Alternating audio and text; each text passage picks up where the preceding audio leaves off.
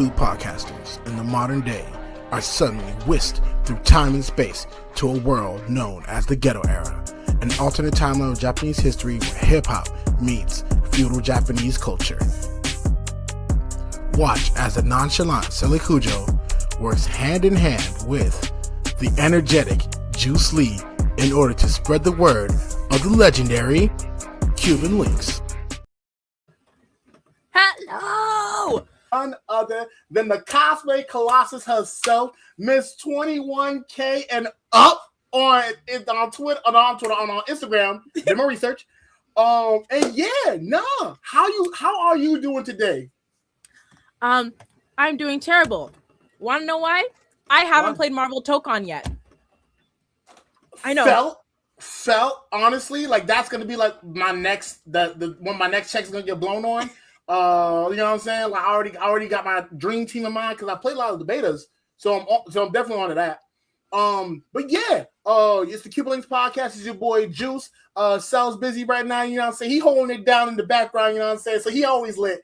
And you know it's your boy Juice Lee, aka Mr. 5 Stars, 5 étoiles, 5 estrellas, Fun Verstern, Pierces Vikings for my Latvians out there. We lit. And so today we're about to go over some news, and trigger warning ahead. One of the pieces of news that we have is about the icon Hayden Panettiere and her tragic passing. So if that is too much for you, please let me know and we'll skip over that. No. You good? No, I'm good. All right, cool. Just making sure. But in that case, we'll start with the video game news first. So in this case, video game news. First things first. Let me get the video game news up so you can see it. Let me share the screen, allow, and then there we go. Possessions, awesome, boom. All right, you can see the news. Yes, I can see the news. Awesome. All right, cool. So first piece of news is there's an army battalion that is reportedly offering time off to play GTA 6 as a re-enlistment bonus. Yes, ladies and gentlemen, if you want to protect your country and you need some extra incentive to do it besides a Hellcat and a house and a 5-minute marriage, you can also get time off to play GTA 6. Let's get into it. GTA 6 is shaping up to be one of the biggest video game release launches in history. And if you need more proof of that, here is a memo reportedly from an army base in Georgia. Of course it's Georgia. Home of the Hellcat. home of the Hellcat and Lemon Pepper. You know what I'm saying? And that appears to offer some time off at launch if soldiers re-enlist before a certain date. On August 17th. So today. Oh, today. this is recent. Very recent. Fresh off the press. The Cuban Linx is always on the cutting edge of the news. Yeah. So in this case, they shared a photo. The Instagram page USA Army What the Fuck Moments shared a photo memo of offering time to play GTA 6 as re-enlistment incentive. So let's see if we can see that photo real quick. Let me see. Yep. Goodness. Let's zoom in. Yep. Can you see it? Yes, I can. So for those that are not hip, memorandum is what memo is short for. And memorandum for all personnel, 9th Brigade, Engineer Battalion, 9th BEB. So all you Brigade Engineer Battalion niggas, this is your chance. Special re-enlistment incentive, Grand Theft Auto 6, GTA 6, 4-day pass. Purpose, to establish a special re-enlistment incentive program to promote retention, boost morale, and reward the continued dedication of the soldiers within the 9th Brigade Engineer Battalion. Applicability, this policy applies to all active duty enlisted soldiers assigned and or attached to the 9th BEB who are eligible for re-enlistment. So yeah, sorry. If you just signed up for the military, it sucks. Sucks to be you. Not even in the right country, but still. Hey, you know what I'm saying? It's lit over here. Border security sucks, dog. You know what to do. Get a poppin'. Niagara Falls. Your internet footprint is forever. Do not encourage me to commit border fraud. Oh, I'd never do that. I'd never tell you where the weakest point of security on the Canada-U.S. border is. I'd never say that. I'd never say cop a barrel and hop in Niagara Falls real quick. You know what I'm saying? Add a little padding in there. I'd never say that. You know what I'm saying? I'd never advise anybody to do that. I'm proud to be an American. But no. So skipping down to limitations, this incentive cannot be combined with other passes to create an absence of more than 4 consecutive days. Soldiers flagged for adverse action or failing to meet Army body composition or physical fitness standards at the time of the requested pass are ineligible to utilize this incentive until the flag is removed. So y'all better get y'all shit together. Hit the gym. Work out. Get slim. Y'all better lift the weights, you know? Yeah, you know what I'm saying? You better get to it. If you want to play that game that bad, you better be at the gym. I'm about to say, you know what I'm saying? And so in that case, honestly, that was hilarious. This is hilarious to find out. But in this case, the 4-day pass is valid from November 20th to the 23rd, and it was intended to establish the special reenlistment incentive program, blah, blah, blah. All stuff that we read before. But the memo includes more details about the deal and its connection to the upcoming launch of GTA 6 on November 19th. So, hey. Push back again. That should be You signed this deal. It's like, actually, we're going to wait another 2 months to release the game. I'm not say you should do anything. But me personally, I wouldn't let that go. I mean, hey. And the memo was signed by none other than Lieutenant Colonel Ryan Hodgson, who took over command of the 9th BEB in July of 2026. So, hey. He's new. Hey, y'all know who to talk to. Holla at your boy. Long story short, Kotaku has not been able to verify any of the authenticity of the memo. However, many details within the memo check out, including the commander's name and the communication numbers included. And also, enlisted soldiers on Reddit also confirmed this. So in that case, any of our military fans out there, you know, if we are not busy fighting a good fight for us, check your internet. You know what I'm saying? Make sure this is legit. You know what I'm saying? We ain't trying to get no bad news over here.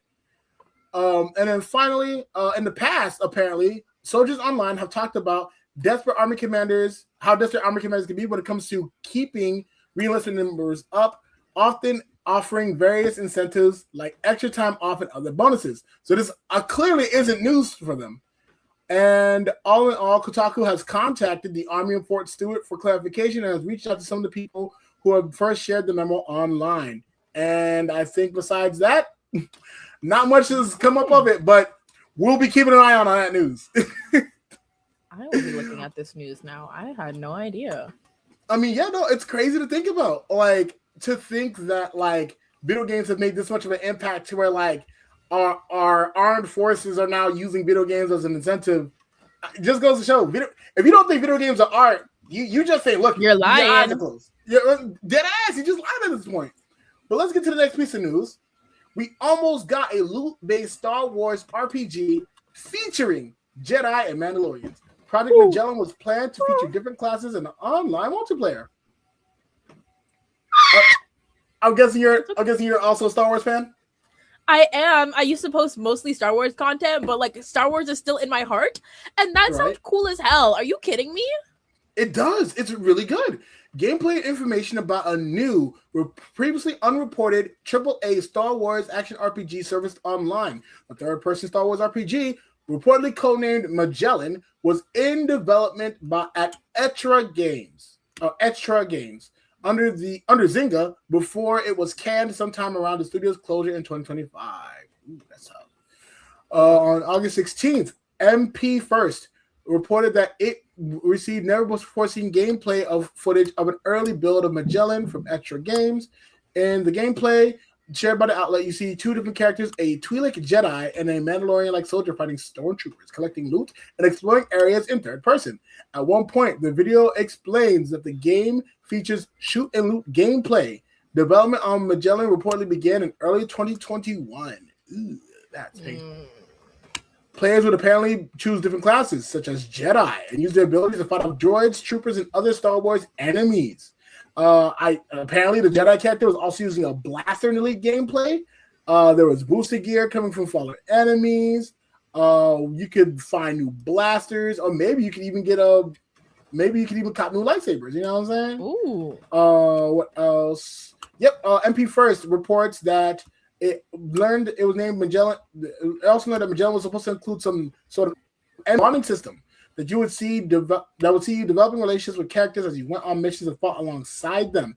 The outlet reported that this canceled Star Wars RPG was being developed in Unreal Engine 5 and the game was targeting a release on P5, Xbox, and PC. However, after a shakeup at Zynga and Take-Two, the project was canceled and Etra Games was closed in 2025. That's so unfortunate because turning off topic, Star Wars is being pulled in so many different directions. It is right now.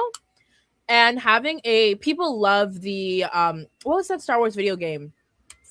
Whatever the Star Wars video game is with Cal, it has 3 games so far. Those were games, and people love them. Like Fallen Order, I think. Yes, thank you.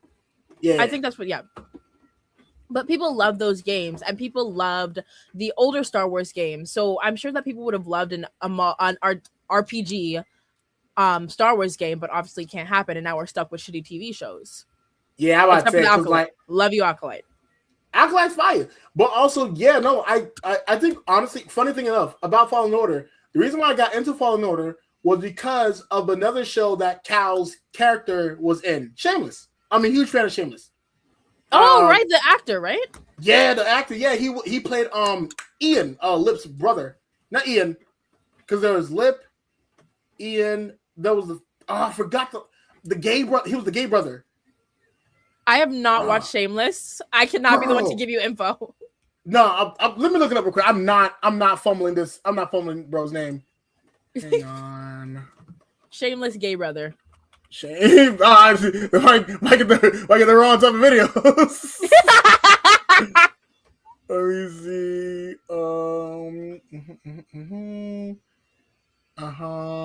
Lip. Ian. Yep, it is Ian.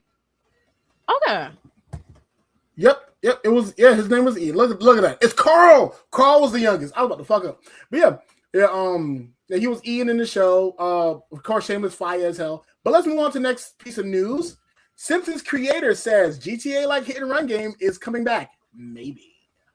And this was released during. Matt Groening was asked during a D23 fan event. Ooh. D23 kind of fly. I ain't gonna lie. Shout out D23 because there's actually another piece of news we're gonna get from D23. Radical Entertainment's The Simpsons meets Grand Theft Auto 3 was an immediate fan favorite when it hit back in 2003, but amid a frenzy of sequels, remasters, and re-releases, Simpsons Hit and Run has yet to see an official revival. So it's surprisingly easy to play on modern PCs these days, but that could be changing. That could finally be changing. Oh, no bad. With console owners also getting a shot at early Simpsons nostalgia. The Simpsons creator Matt Groening was asked about the possibility of Hit and Run coming back at D23's event yesterday. I think the original game is coming back in some form, he responded, but current Simpsons showrunner Matt Selman immediately stepped in to add an or not for good measure. Was Groening accidentally swallowing a surprise fans could have been long been waiting for, or was the whole thing just a calculated tease? I'll be honest, I hope it isn't just a tease because I have not known Simpsons to do any gimmicky things. Like, you know what I'm saying? Like, these are the same Simpsons the same writers that have been predicting world events for years on their show. You know what I'm saying? Like, I highly doubt they'd pull some tease like this when The Simpsons has this much clout already. It's one of the only shows that's able to make it Disney Plus and not get completely fucked over. Like, The Simpsons creators have there's no benefit in Simpsons creators teasing us. You know, just shows the whole thing. You know what I'm saying? But I think it's more so probably just in development hell, and they didn't want to say anything out loud. I really doubt it's like a little stunt that's like, oh my gosh, maybe. I think they just probably messed up their words. That's completely understandable because I think I'd also agree with that, especially given that there's been a lot of games in development hell, and just like the vitriol that can brew when a game is in development hell. Like folks will be tweaking about their games when they want it. You know what I'm saying? Mm-hmm. And I guess in this case, the last piece of this was just regarding a revival. His response back then was never say never. And this was a few months after the Simpsons' big Fortnite event. and we've been seeing a lot of other licensed games from a similar period to Hit and Run get their remasters announced. Like Godzilla Destroy All Monsters Melee, a lesser-known cult favorite, is getting a modern port this fall, and a similar edgy port of Hit and Run would be a good way to test the waters for a new Simpsons spinoff, especially since the open world driving sandbox returns this fall with Grand Theft Auto 6. I'll be honest. Like a new Simpsons game would be amazing, especially with everything that's happening to Simpsons so far. I think we're well due for one. Yeah. And so a Simpsons game would make so much money. Oh, let's not lie. Make bank. I was about to say, I remember when I was a kid and I read an article about how more people knew Simpsons characters than they know like they know the Bill of Rights, which is crazy to think about. Yeah, like it's true though. Like I can imagine it. I would leave it 1,000,000,000%. Yeah, and it's like, especially with the way things are going nowadays. Yeah, I think it's truer now more than ever. So to have a Simpsons game in this kind of climate, oh yeah, you make a killing easy. And for the last piece of gaming news, Kingdom Hearts 4 gets there we go. Come on, when you walk away, you don't hear me say yes. Hey, that's the Soca remix right there, dog. Get that in Carnival ASAP. Need a bubbling wine to that ASAP. You know what I'm saying? I'll say I'm what? I'm saying all the big butts he got out of this one right now. You hear me now? Yo, different island, same vibes. We lit. You know what I'm saying? But in this case, the announcement comes from this year's D23 showcase. And so in this case, Disney has announced that a Kingdom Hearts series is coming to Disney Plus. And Disney Channel and Disney Channel at tonight's D23 event. Oh, Disney Channel too? Oh. Yeah, so apparently it's gonna be there's gonna be a Kingdom Hearts series coming out. I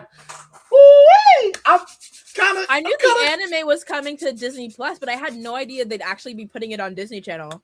There's gonna be like some 10-year-old child watching cable and opening their eyes for the first time, and I'm just so happy this is happening. I'm telling you, it's going. This is proof that the world is healing. You know what I'm saying? We're getting peak on television again. The news on the show is scarce at this point, but it will apparently not follow Sora, Donald, and Goofy. It will instead tell a new story in the Kingdom Hearts universe. Series directors Tetsuya Nomura will be involved. So expect the show to probably be canon and have major ramifications for the series moving forward. Too much canon in the Kingdom Hearts universe? This is just an extra bit to keep in track of? I mean, honestly, like, you know what I'm saying? I just want, why not? We already got time travel. Like, it's already been enough. Keep it going, Tetsuya. But that's not all Kingdom Hearts. That's not all the Kingdom Hearts news that came from D23. Square Enix and Disney has confirmed that Kingdom Hearts 4 will finally launch in late 2027. A new trailer for the game confirms that one of the Disney worlds featured in the game is none other than Coco. No mama's way. It's happening. Yes, ladies and gentlemen, get your maracas out. We're eating flautas and swinging keyblades all fucking day, baby. We lit. You know what I mean? The world of the dead in Coco is already such a gorgeous world. And I'm so excited for them to bring it to life because no tea, no shade. I remember when the big thing for Kingdom Hearts 3, not the big thing, but like Frozen was one of their big worlds. Frozen was ugly as shit. Oh, hold on. Let me get the hold on, because we got sound effects in this motherfucker. You gotta hold on. Where's the? Hey, wait, is it playing? I don't think it is. There we go. One more time. I'm so sorry. Obviously, Kingdom Hearts 3 is absolutely gorgeous as a game. But the Frozen world, which was like one of their big worlds, was so ugly. And I hated it so bad. And what I'm seeing from now, the Coco world, what it looks like. Right. Ooh. Please, the graphics, the visuals of this game, mwah, chef's kiss. I'm honestly, like, I'd be so hyped for a Coco world, and even more so, I'm gonna say something crazy here. If they put a Little Mermaid twist on it to have rhythm games where it actually makes fucking sense, in a world that's actually based on music? Yes. Because we're keeping a little bit of Latin flavor in this game. Encanto. Please, Encanto. Yo, and if the Keyblade was the candle? Yes! Come on! With the casita at the end of it? Come on. Yo, Tetsu no, hit me up, dog. I got you. Literally. I got you with the ideas. Come on, we lit. Even more so, I ain't gonna lie. Cleo Thomas got that Keyblade from Holes. What if we get holes in that motherfucker? Hey. That'd be lit. I tweak out. Not only that, we get a new look at Mickey, Donald, and Goofy, who are trying to find Sora after the events of Kingdom Hearts 3 led to his disappearance. Based on what we see here, it looks like Sora might be split from Donald and Goofy for some of the Disney worlds, as neither of them show up in any of the Coco World. Mm. Oh my God! You see how pretty it is. It's so gorgeous. It's disgustingly gorgeous. No PJ Mama's way. And I know I'm gonna cry. I know I'm gonna bawl my eyes out playing this. Like,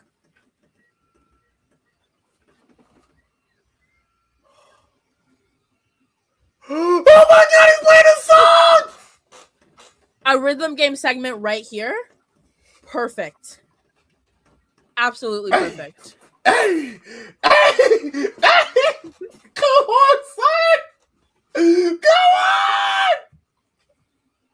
Stop playing with me! Dog. Hang on, let me make sure I zoom in a little bit. Yeah.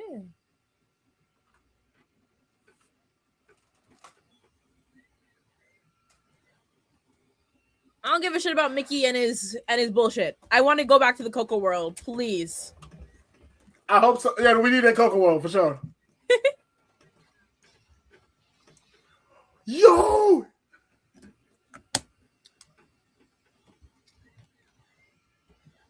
Ooh.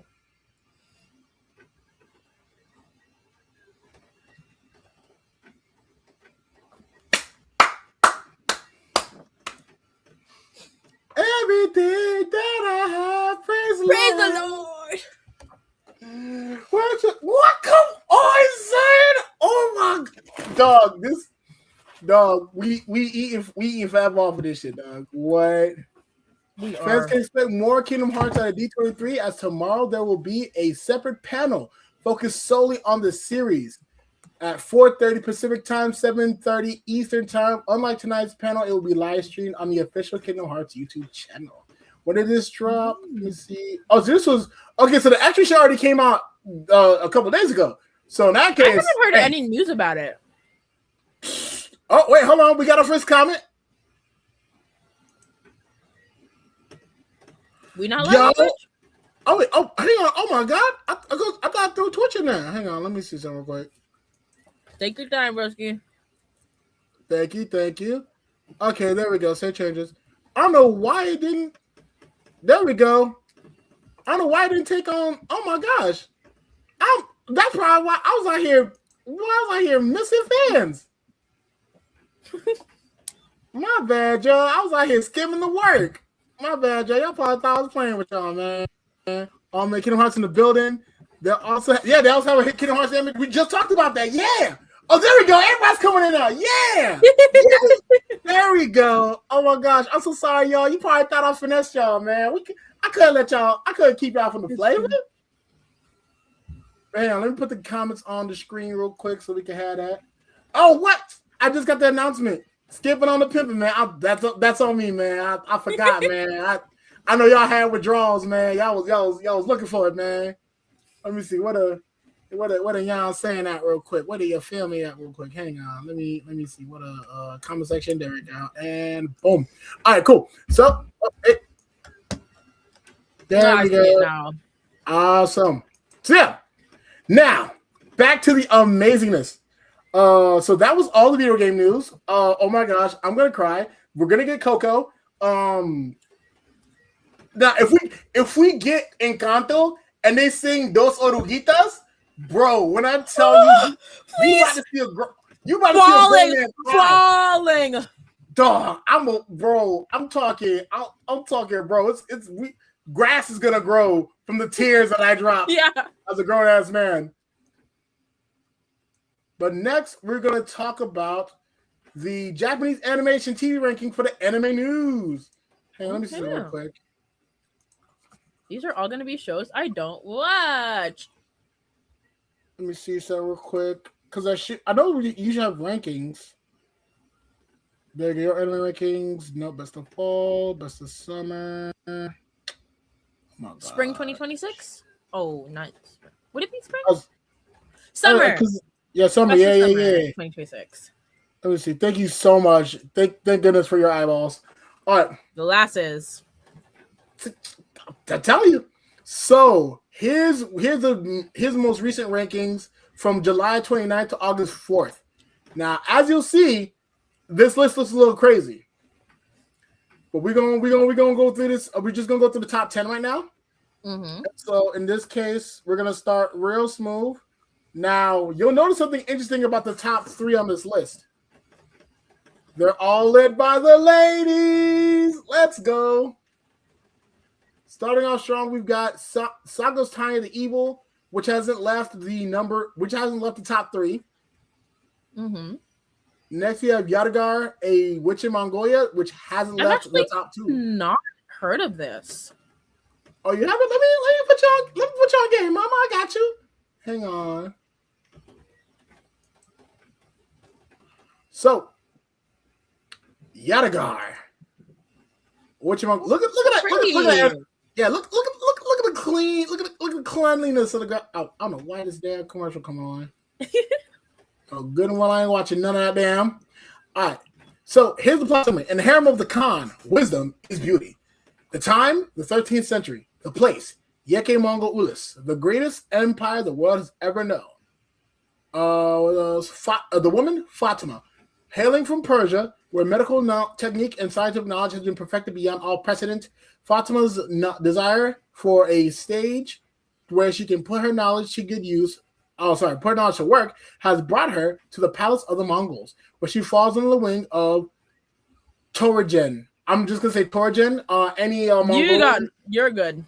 Yeah, any of my Mongolians out there, you know what I'm saying? Check me real quick. You know what I'm saying? The 6th wife of Ogde, the second great Khan, a mighty woman with complicated feelings about the direction of the empire. These 2 women are the axle upon which the politics of the palace and very soon the world will turn.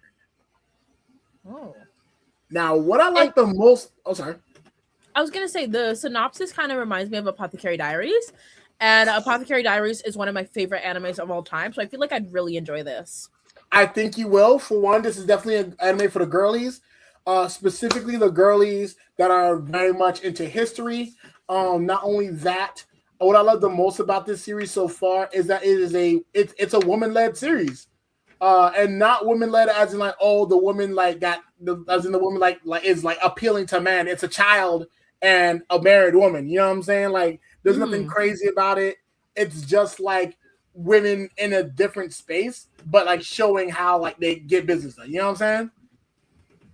And I think in that case, that's what I love the most about Yadagar, is that this is a way for us to finally see women in a different light. Not to say like, oh, all these women are being disrespected, even though like, you know what I'm saying, a lot of them are.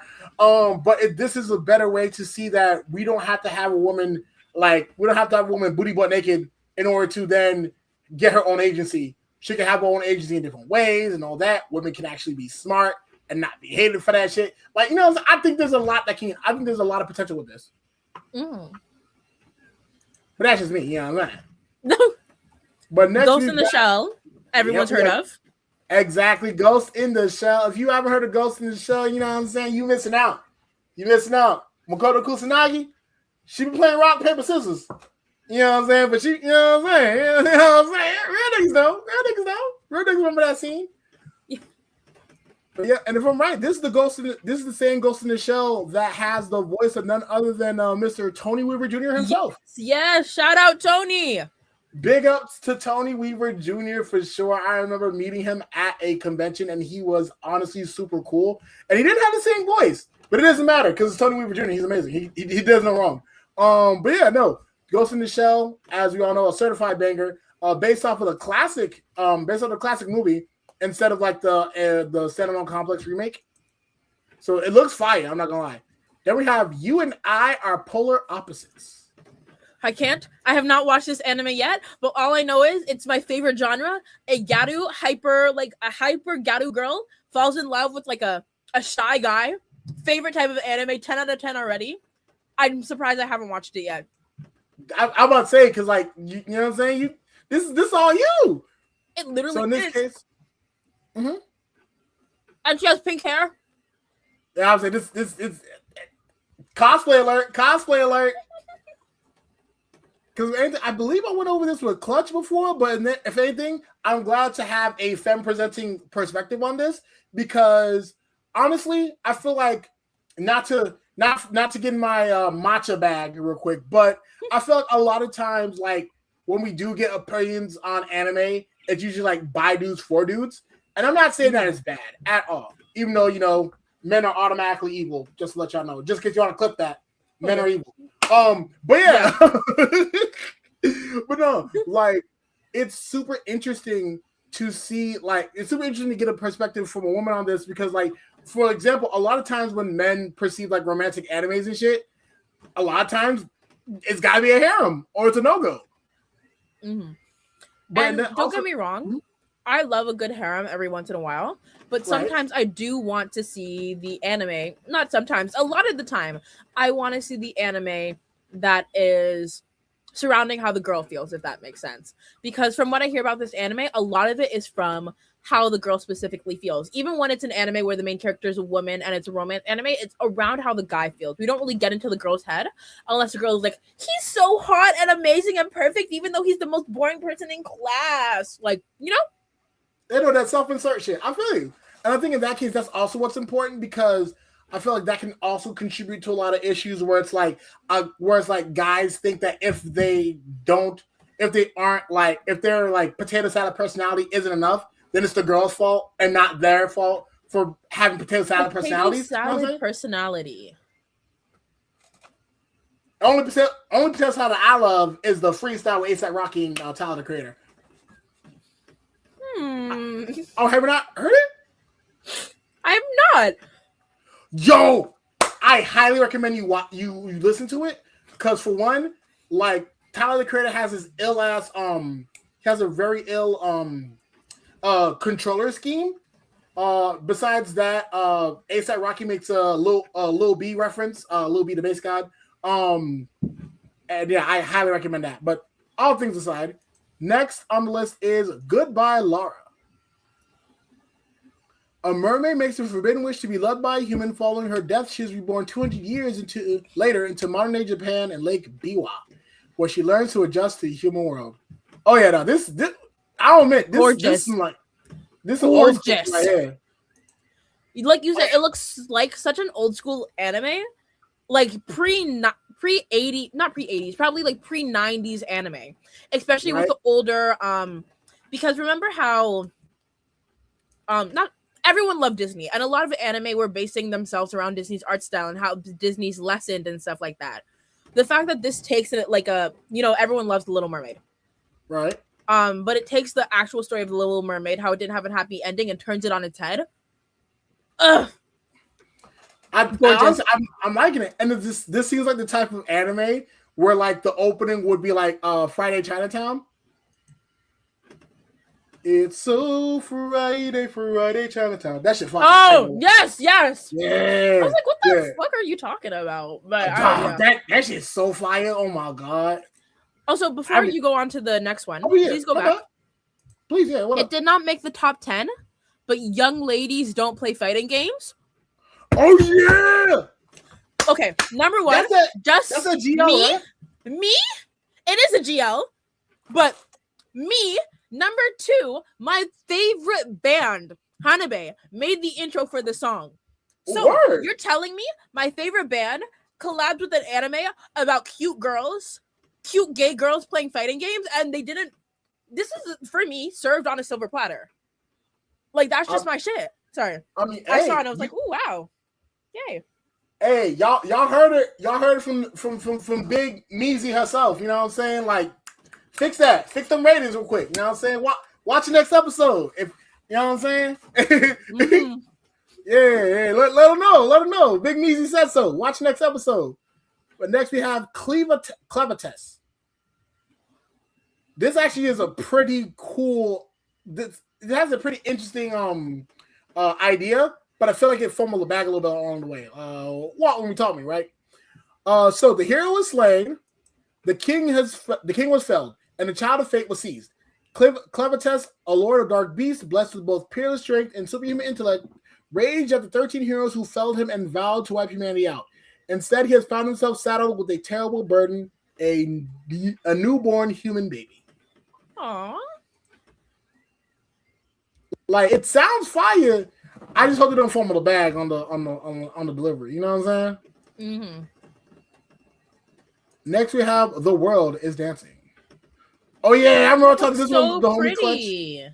Yeah, this should look fire. I'm not like I still have to watch this, but in 1374, amid the turmoil of the northern and southern courts' long-running conflict, a boy named Oniyasha was born into a family of Surugaku theater performers. He spends his day in a kind of quiet gloom, wondering why people dance. Then one day he witnesses a dance that he feels to be good, and everything begins to change. This is the story of the beautiful young boy who would one day shape the art of No and be remembered as Zayami. So it's like, it's made by Macro. The opening theme is made by Macaroni and P2. Them niggas be kicking it. I ain't gonna lie. Like them niggas, Miss Green Apple, Super Beaver, Vondi, and rounding out the five gotta be Kanaboon. Them niggas don't miss. Mm-hmm. Let's see, Demons of the Shadow Realm. Now, Demons of the Shadow Realm, I ain't gonna lie. I watched the first episode, and it had a really fire premise, but like the streets ain't showing it the same love. Well, actually, let me make sure I'm not lying. Yeah, it ain't even break top. Like it got up to. Yeah, I'm about to say, like, you know what I'm saying? Like, it went from like, it had an interesting journey. It went from like what? Like, from like 15 down to 21, up to 15 again, stayed at 15, now it's up to 8. So like maybe it's on the upturn, hopefully. Mm-hmm. But like the concept's pretty cool. Like in a world where certain humans command mighty supernatural duos called daemons, is the birthright of the children who sundered day and night, twins Yuru and Asa, to rule over these powerful entities. Separated from me from a young age and unaware of the truth of their birth, brother and sister must fight to make their way back to each other, claim their birthright, and save the world. But they do cross out one important detail. Like, bro is living in like this rural village, and then all of a sudden the army attacks, like them Black Ops niggas hopping out of helicopters and shit. And then he ends up in the real world and shit. I'll admit, it's a fire premise. Hey, draw this. To watch it. That I've been looking at for the longest time because that's such an interesting name. Yeah, this looks right up my alley. I don't know, it's cute as shit. Let's see. Yasumi, a first-year high schooler living on the remote island of Izu Oshima, has one obsession: manga. When she discovers that her long idolized but reclusive favorite manga creator, Yasuno Sensei, will make a rare appearance at Komitia, Ai doesn't hesitate. She has to meet her hero, but that single decision sets off a chain of encounters that will shatter her assumptions about art, genius, and what it truly means to create. Oh, I'm in. You got me. This shit looks fun. I ain't gonna lie. That shit look gas. I ain't gonna lie. I might have to watch that bit. And then, of course, we have One Piece. Boo! Boo! Oh. I say as if I don't have like Nami merch in my background. I say as if I don't have a bunch of Law posters up in my wall. Yeah, like everyone knows One Piece. We can skip over One Piece. Yeah, I'm about to say yeah. And then honestly, we usually just go to the top 10 on those. Mm-hmm. And then next, trigger warning ahead. This will be discussing an actress who has passed. So if you are not used to dealing with subjects like death and things of that nature, by all means, skip this part and we will understand. Go get some water. Go take a break. Breathe in, breathe out. But until then, here it comes.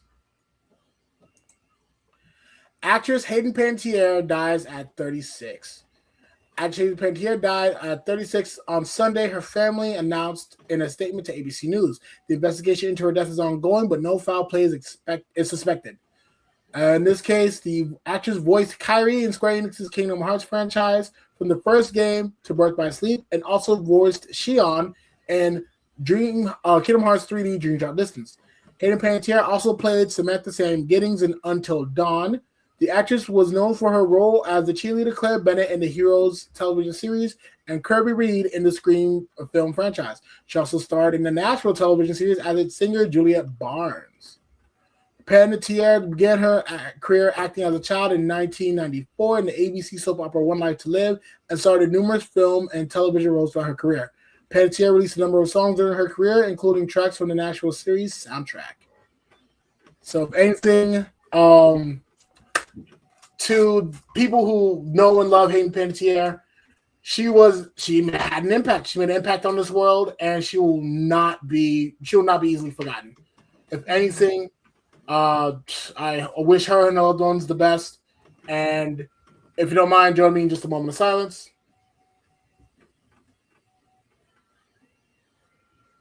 Thank you. So now, back to the next anime news. Finally, on a lighter note, McDonald's offers One Piece X SpongeBob SquarePants Happy Meals around the world. There we go, ladies and gentlemen. You want Nami? You have those R34 saved of Nami as Sandy Cheeks.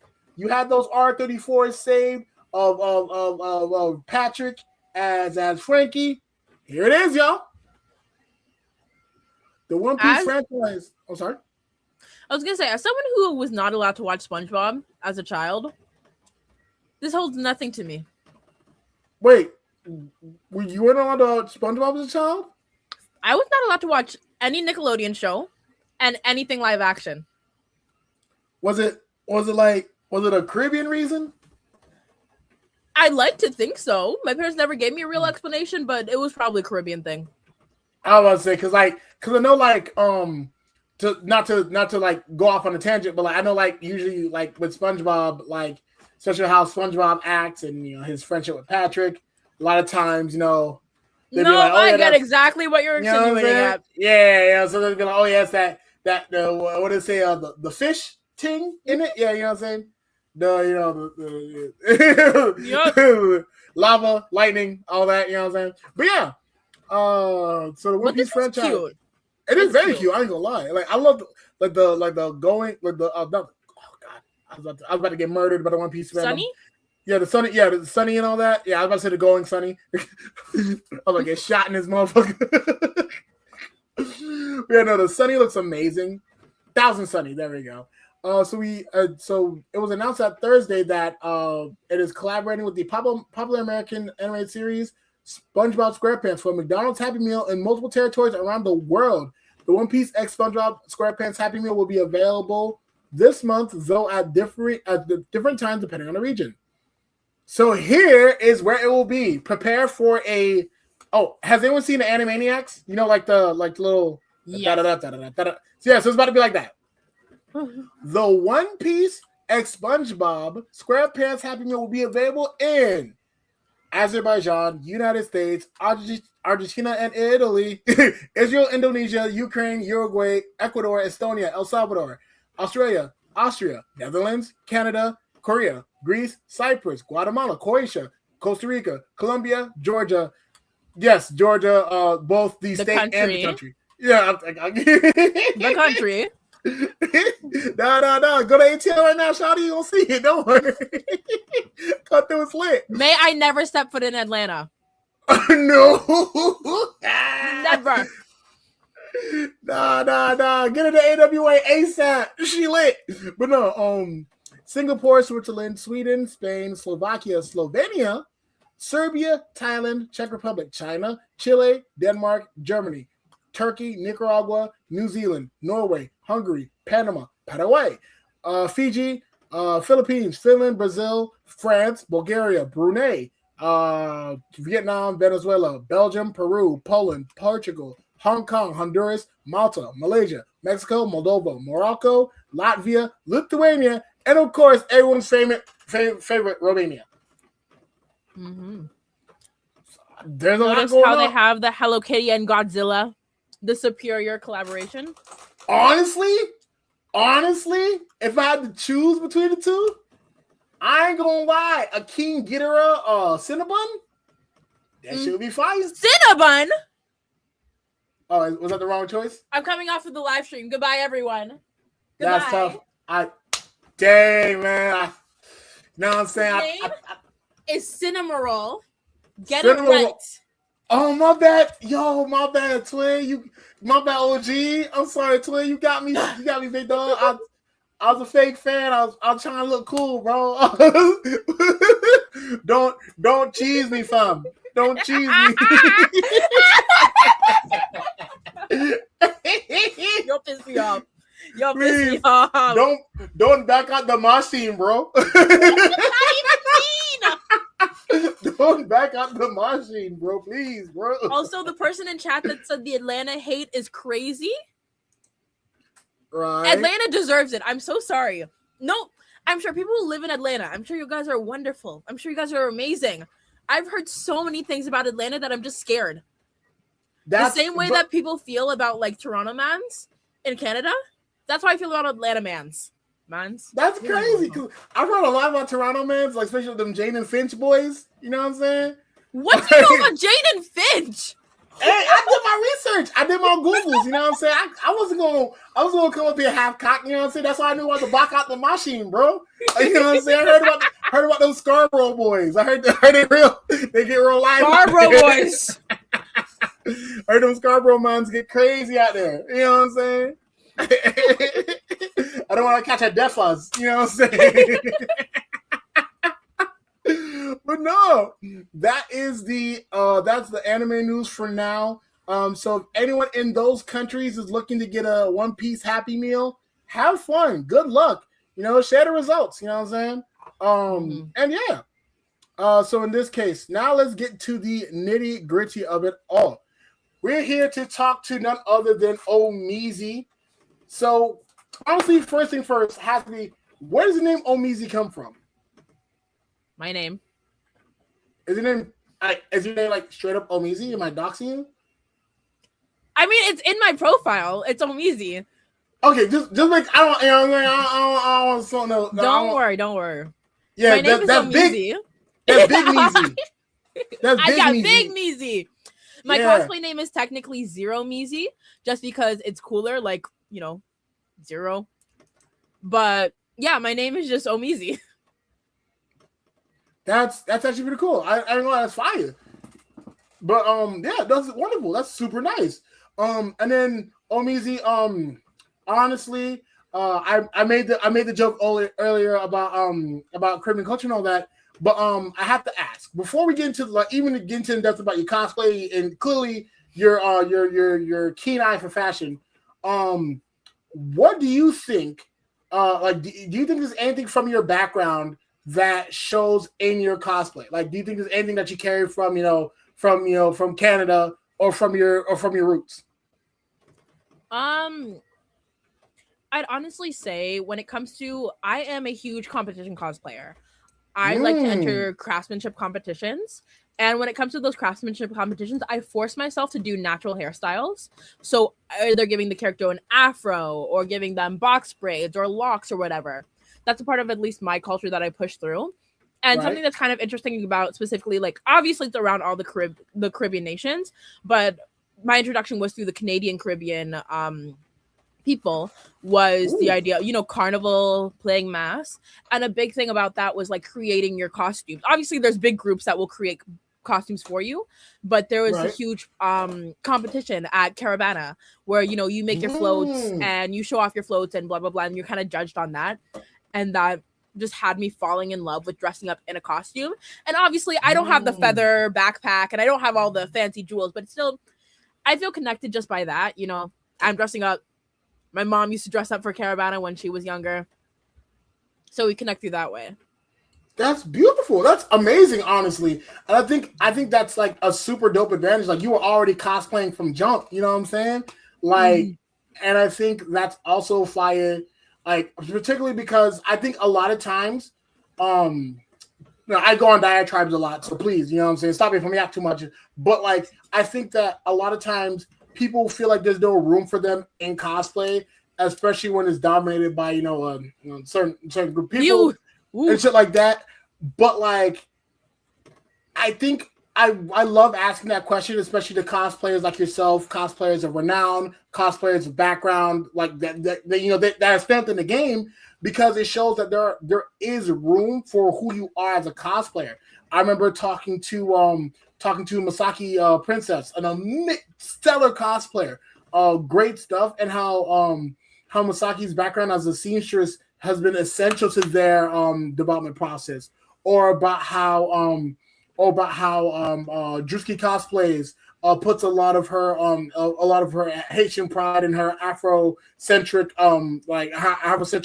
love into her cosplays, whether it be cosplaying Miku with braids and things of that nature.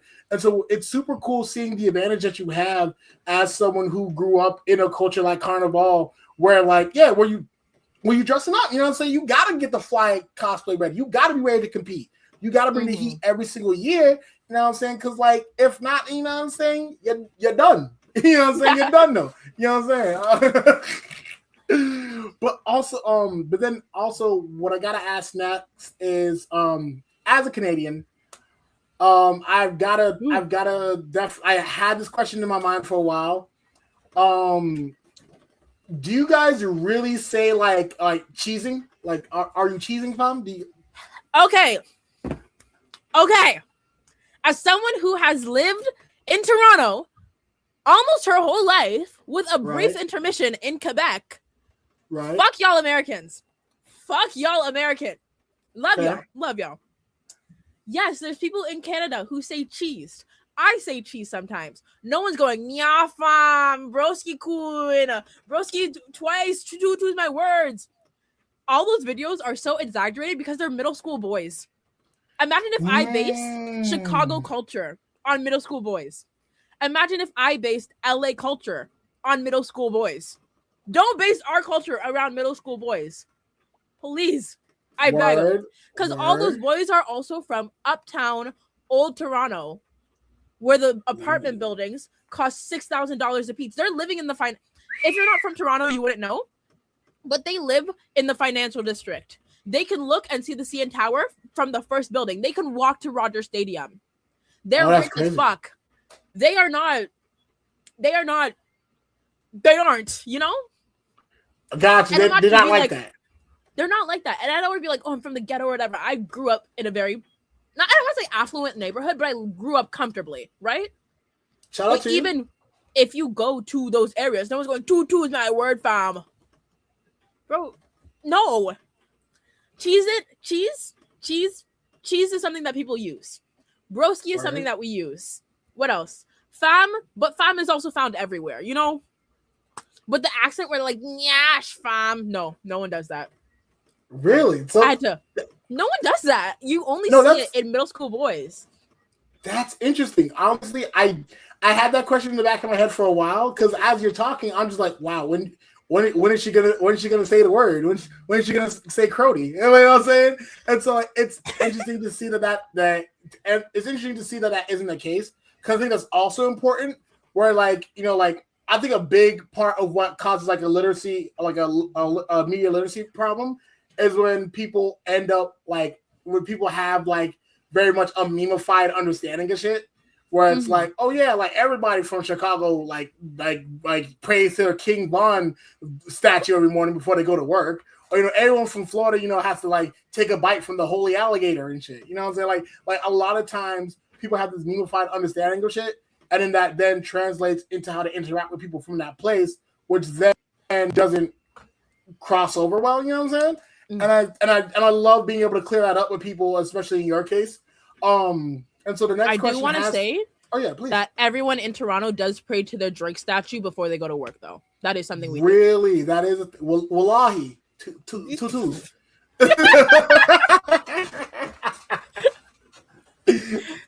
Okay. Yes, I had to do it.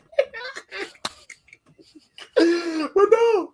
So in that case, the next question has to be, what is something about you that no one would know just by look? Like, what is something about you that someone would have to know you to know? Like, whether it's a hobby, a talent, a food you like to eat, what? That is an amazing question, because I know there's a bunch of things, but right now in the back of my mind, I can't think of anything. Oh my goodness, what the fuck? I can't think of anything. I mean, if anything, I got you. I'll help you out. So as you see me, fly individual, you see the shit on whatever. You'd never know that I am a mathematician.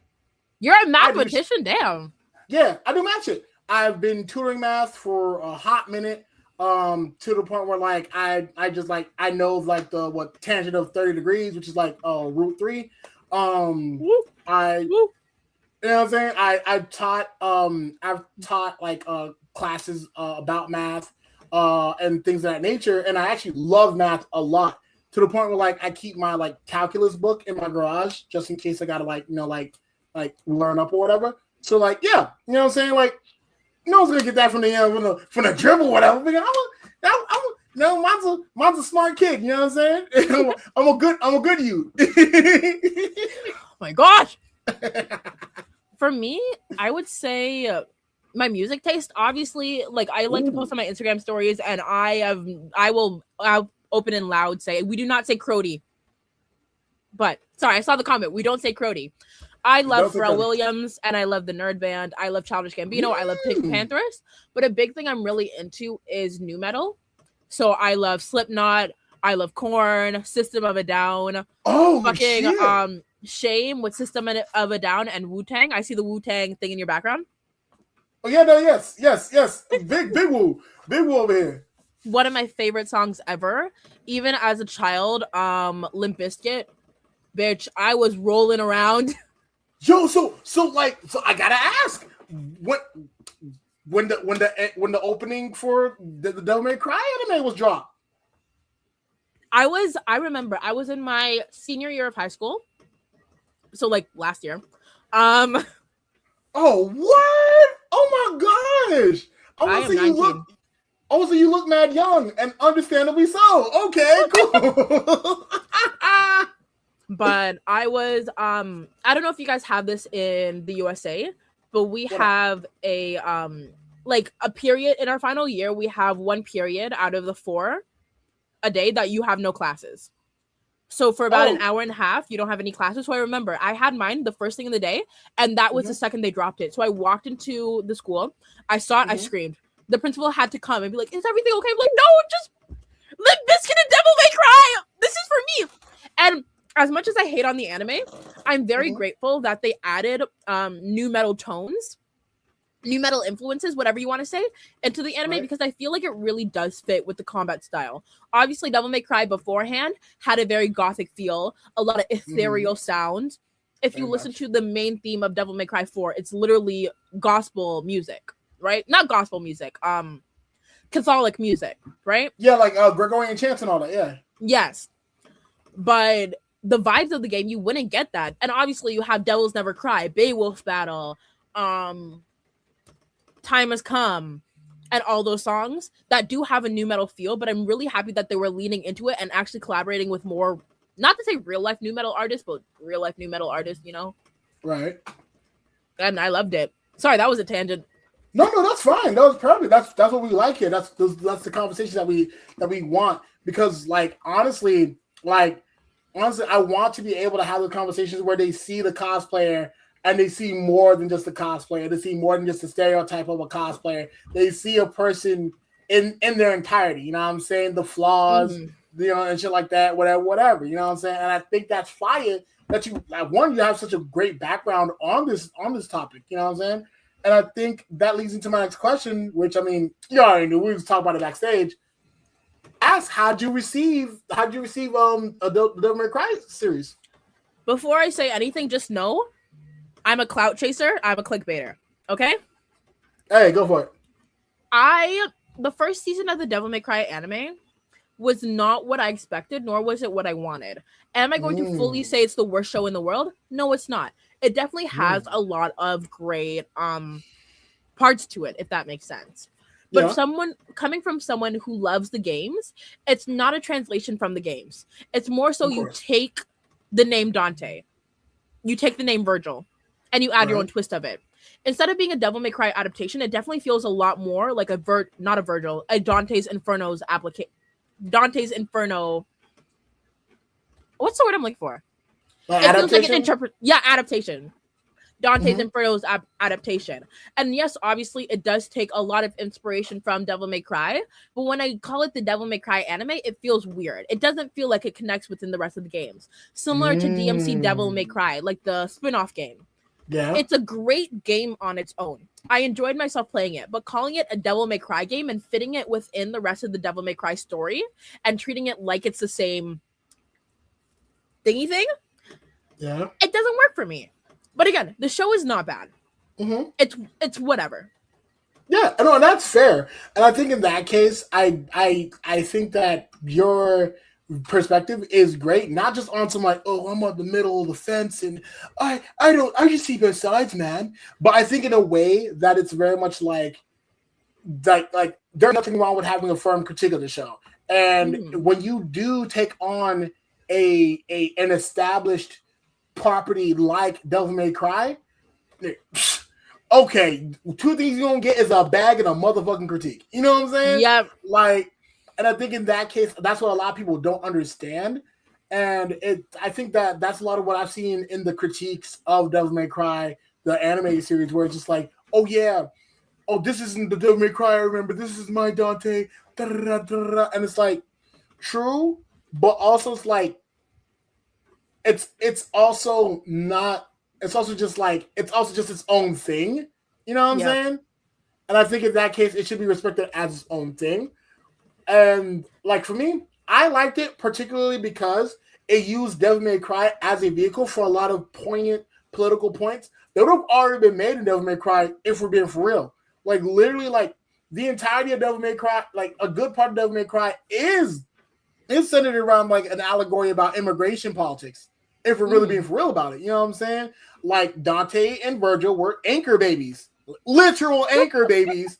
Like, you know what I'm saying? Never heard it described like that, but yeah. You know, like Sparta was a badman, from backyard in a demon world, you know what I'm saying? And he found, and like most immigrant men, he found a beautiful white woman, impregnated her and dipped. Like, you know, I'm kidding. Not my dad. Not my dad. I am black to the black. Well, that's yo. Shouts out to the exceptions to the rule. We love it. But like even the fact of like Dante's father, like Dante Virgil's father being like literally like incarcerated by an oppressive system, you know what I'm saying? And him also being known as the Dark Knight, and he was incarcerated by a white man. Hey, if I share my Dominican Dante and Virgil headcanons, how would you feel? Let me answer that.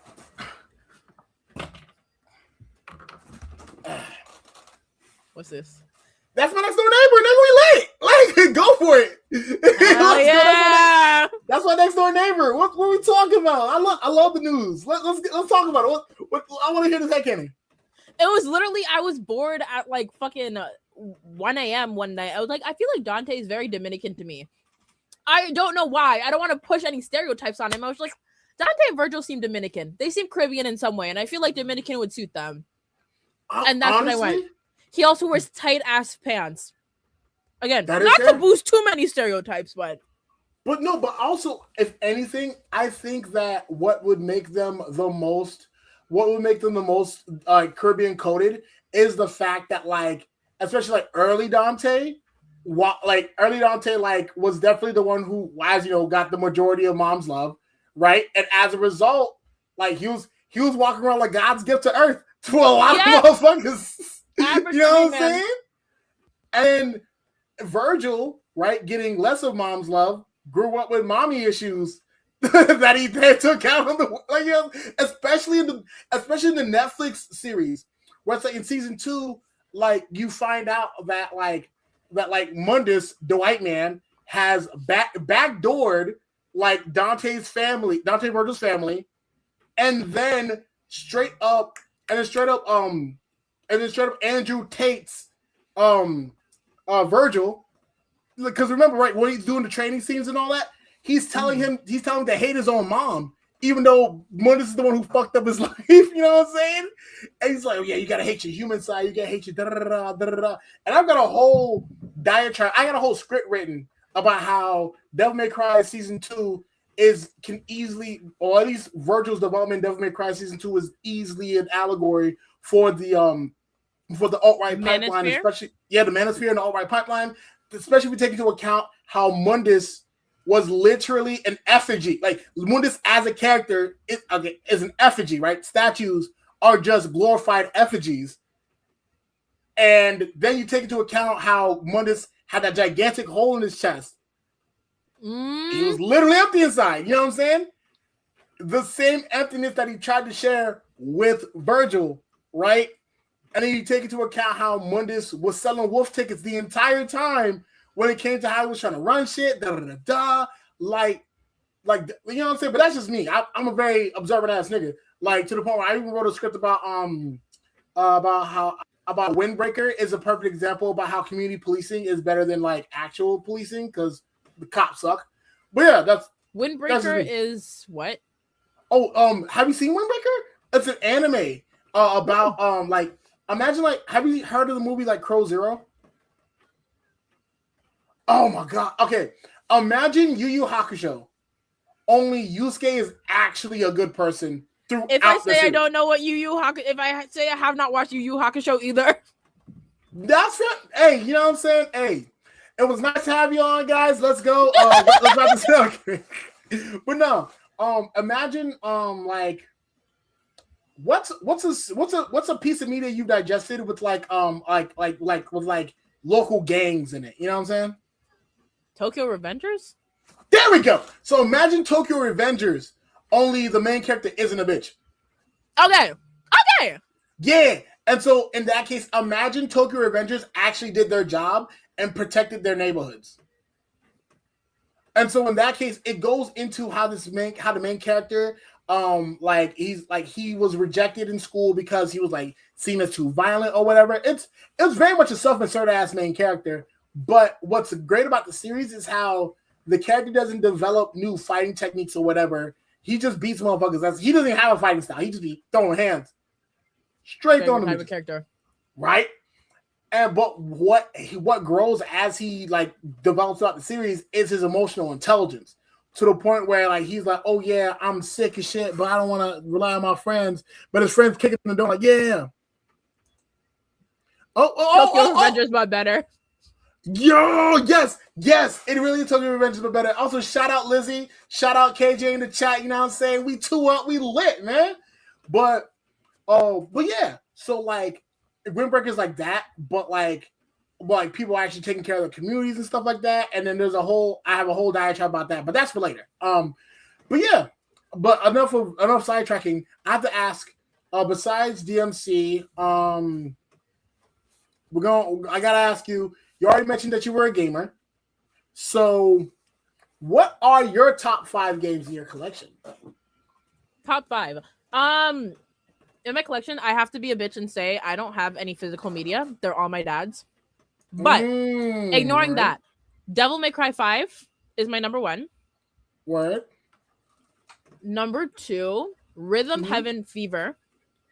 Oh, okay. Which is like It's a great game. It's a great game. Now that you ask me, I feel like I can't remember anything I played. Street Fighter 4. Oh, Ultra Street Fighter 4? Yeah. Fire. Like I'm a fan long man. Marvel vs. Capcom 3. Okay. I'm doing top 6 because I can't pick. Bayonetta. And plus, you from the 6. I am. Hey. Hey. Bayonetta. And Bayonetta. Dead or Alive 5. Oh, you know what? You were a different type of nigga. I ain't gonna lie. You act cosplay on the way. My embroidery monster right now. Hey, we love to see it. We love to see it. But I was gonna say, like, you were different type of, because like DOA 4, like, if you actually play the game like the way it's supposed to be played, and you're not just playing for like the baddies or whatever, like, that fighting system's fucking crazy. What's called Dead or Alive was one of the first fighting games that I actually felt that I got good at. The only fighting game that I feel like I got good at.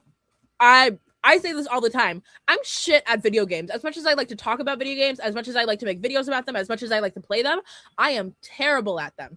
And that's okay. That's how I enjoy my media. But Devil May Cry, DOA 4 and DOA 5 are two of the only fighting games that I felt like I really got a hand on because of that triangle combat system.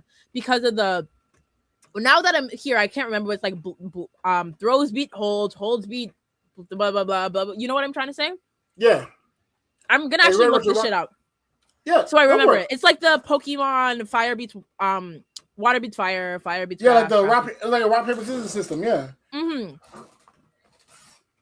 Hang on, we got some more comments coming in. Okay, yeah, sorry. Strikes beat throws beat holds, and holds beat strikes. There. Yeah. I am definitely a fighting game. I don't like to label myself as a fighting game girly because the fighting game community can be really, really scary back then. But I've noticed the fighting game community, especially in the past year, at least on my page, have opened me up, has like held me up with open arms. When I first started content creation after my Star Wars phase, I was heavy onto my fighting game community phase. And then I got some hate and I quit like posting about fighting games for a little while because it is what it is. I post on the internet. I'm a black girl posting on the internet. You kind of have to get used to it at some point. That's fair. But obviously I couldn't stay away for a while because, like I said, Marvel vs. Capcom 3 was one of the things I could do before I could read or write. Marvel, baby. Yeah. So I came back and that community opened me up with open arms. And now if you see my page, majority of my cosplays are Darkstalker, Street Fighter, Dead or Alive. I have a Marvel Tokon cosplay coming in soon. Magic. One second. I want to see if I can do this because it's literally working on as I'm on live. Please. Oh my gosh, can you see? Oh my gosh, my 3D printer is printing right now. Magic. Yo! Oh, that's so cool. An hour left. That's so cool. Oh my gosh. Yo. And I mean, Black Girl Magic. Hell yeah. But you know what I'm saying? Real shit. That's fire though. The fighting game community can't keep me away for too long.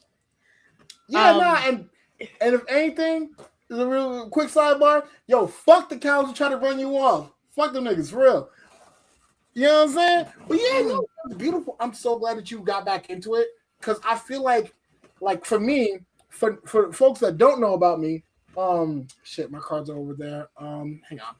Take your time. But I do want to say fighting games are not my favorite type of games. Rhythm games till the day that I die. No, that's fair. Rhythm games are fire. I'm not gonna lie. It's a whole different world though. For me, I was surprised as a brother. I just thought I just already had the rhythm DLC as a brother. But then I find out there's a whole different level. When I say rhythm games, I mean tap to the beat. I mean click buttons and I mean Parappa the Rapper. I mean Vib Ribbon. I mean Beat Saber? I mean Beat Saber, scratching melodies. I don't mean fucking Osu. I'm sorry. I watch these people with their full keyboards and it's like click to. That's not a rhythm game. Oh, yeah, You're not doing anything to the rhythm. You're just following your eyes. No, because one of my mans, one of my homies, shout out Mimi, love you, ma. Shout out Mimi, that's my homegirl. She put me on to Osu, and I played a bit of it, and I was like, girl, what the fuck is you smoking? I'm not doing this shit no more. Osu fans are a different type of rhythm game fans, and this is coming from. I love Project Diva. I love Waka.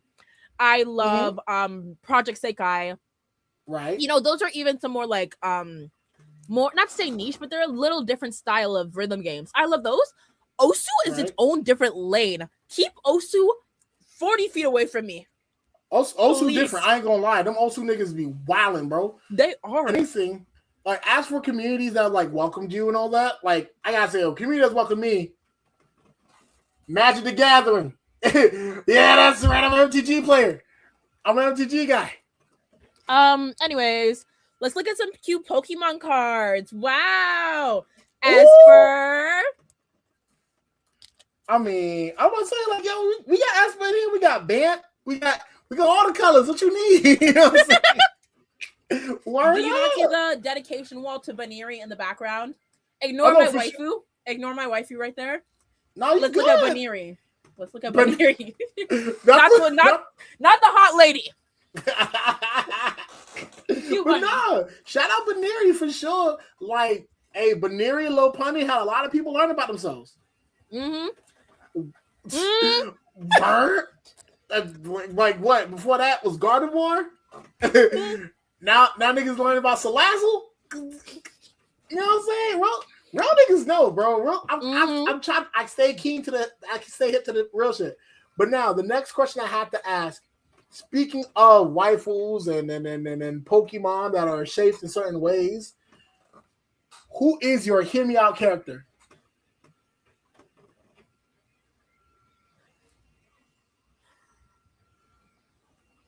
Can I get a second to think? Oh, yes, no, I know. Lord Raptor, Darkstalkers. I'm fine ass man. My type of men is very alternative men. And that is as alternative as you can get. Fucking full body cut out.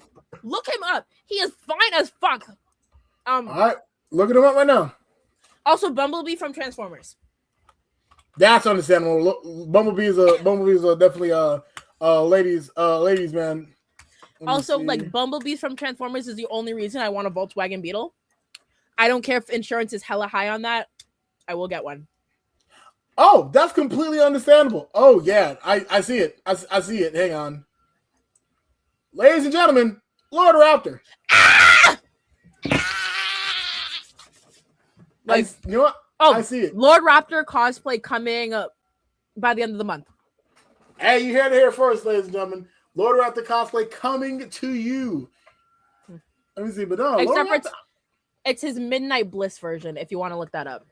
Gotcha. Midnight Bliss. Because Darkstalkers had a thing where they turned everyone into sexy girls. So. Okay, let's see what Midnight Bliss looks like. Wait, is it this one? Yeah. Hello.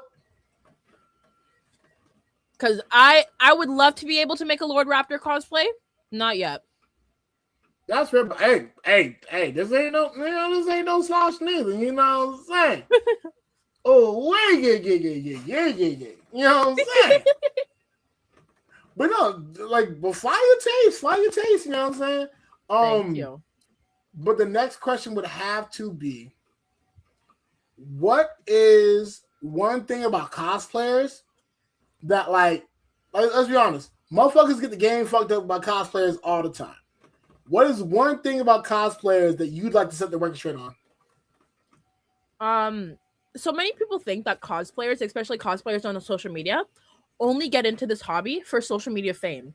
And to that, I have to say, why the fuck, if I wanted social media fame, would I spend hundreds of hours sewing costumes? Would I spend my time learning how to craft wigs, buying costumes, when I could just be like a beauty creator? When I could just post lifestyle content? Like, don't get me wrong, I love posting on social media. But I did not pick up the cosplay hobby to become famous online because it's not one track to be famous. I'm a cosplayer. I'm a weirdo. Like, majority of the world, not to say majority of the world, as cosplay is becoming more into the open, people use cosplay as a verb now. I'm cosplaying a grown adult today. I'm cosplaying being professional today. Like, cosplay is becoming more normalized, but the act of cosplaying is still considered weird. You go to Comic-Con or like any big show, like a Comic-Con or a Fan Expo or something big like that, not a niche show, majority of the people there are not going to be cosplaying because it's still a niche hobby. Why the hell would someone spend their most cosplays, minimum $120? Word. Why would I spend $120 per costume for social media fame? Like, sure, at some point, right now, I do get a decent amount of views. I do get money from cosplaying. That's not why I started. Word. It's a happy accident, but that is not why I started. And if I were to lose all my followers today, I would still cosplay. You know? But yo, that's bold. That's powerful right there. I think it's great that you clear that up because I feel like a lot of times, like, God forbid, when women are into things that are male dominated, it ends up being misconstrued as like, oh, this woman wants attention from men and shit like that. And it's like, and then I get this comment all the time that's like, oh, you only cosplay this girl because, like, you only are in the fighting game community because you like men's attention. Shout out to all the fighting game fans. The stereotype is not that fighting game fans are the most attractive people. I know attractive fighting game fans. But when it comes to the stereotype, we've seen the Smash Bros stereotype. We've seen the Tekken player stereotype. Oh, yeah, the fucked up cut with the glasses on? Yes. Why am I trying to appeal to them? What on God's green earth will make you think I want to appeal to them? Yo, the soap dodgers? Yes. The dove duckers?